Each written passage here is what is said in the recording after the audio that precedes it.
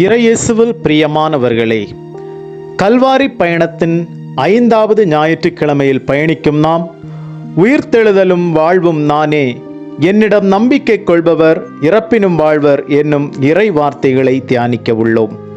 மனித வாழ்வை உடல் ஆவி என இரண்டாக பிரிக்கின்றோம். உடல் அழிவுக்குட்பட்டது, ஆவி அழியாமைக்கு உரியது. கல்லறைகளில் வைக்கப்படும் உடல் அழிந்து போகும்.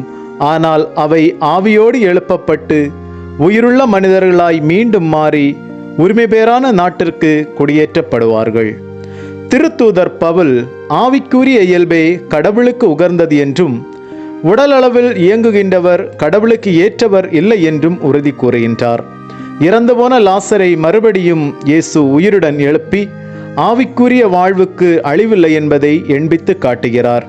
ஆக இயேசுவின் மீது நம்பிக்கை கொண்டு இறப்பை தாண்டிய வாழ்வுக்கான வரத்திற்காய் மன்றாடுவோம்.